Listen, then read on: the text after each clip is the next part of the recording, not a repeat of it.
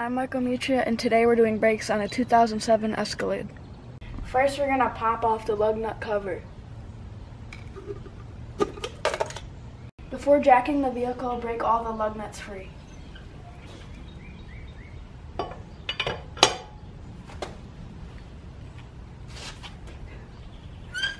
Next, we are going to lift the vehicle and support it with jack stands.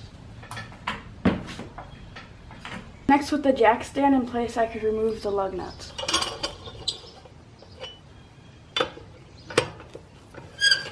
With the lug nuts removed, now I can wrestle the big heavy wheel and tire.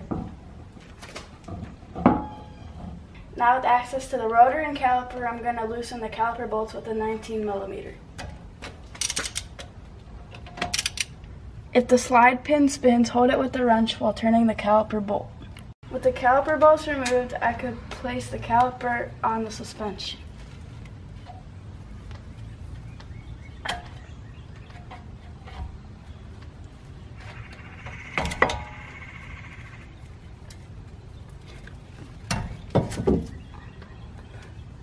If we were only swapping brake pads, we would do it now, but since we're not, we have to remove the caliper bracket. The caliper bracket comes off by removing two 18mm bolts. With the bolts out, the bracket will just pull away. If you're lucky, your rotor will come right off, but it could be rusted on. If it's rusted on, a few whacks with a hammer should break it free. Now just pull the rotor off.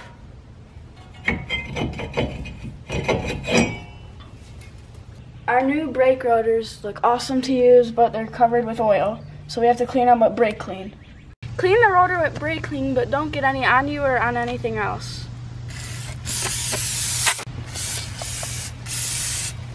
Once clean, we could put the rotor right on.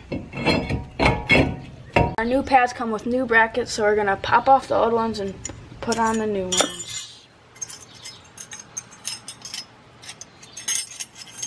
Now we're going to remount the caliper bracket. We will tighten the bracket with the 18mm socket. Now we could put the new pads on after we grease the slide points. With the pads on, we could put our caliper back, but first we have to push our pistons in. The quickest way to push the pistons in is to use a clamp with the old pads.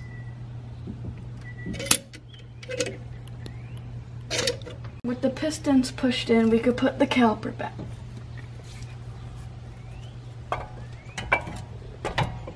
Now we just retighten the 19mm caliper bolts. With everything on and the caliper tight, I could put the wheel and tire back on. Now we're doing the back. It's pretty similar to the front, so let me pull the wheel off. First we pull the rear caliper bolts. The rears are 13mm. Now we pull the caliper off and set it up here.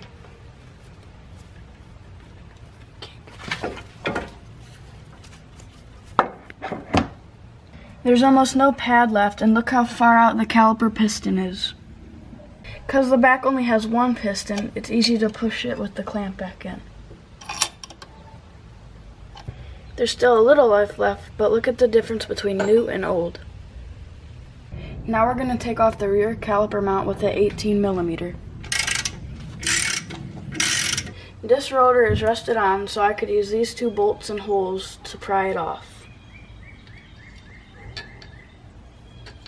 So as I tighten these bolts, you could see the rotor come loose.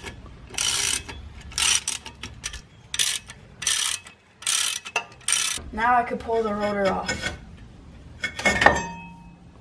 And now I could put the new rear rotor on. Just like the front, we're going to pop off the old hardware and use the new hardware that came with the pads. I can remount the caliper bracket. Now we tighten the 18mm bracket bolts. Now I'm going to grease the slide points and install the new pads. With grease installed to the slide points, I can install the pad.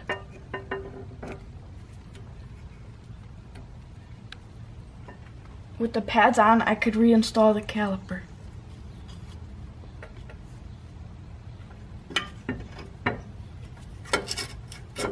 Now I tighten a 13mm caliper bolts. With everything buttoned up, I could put the wheel and tire back on.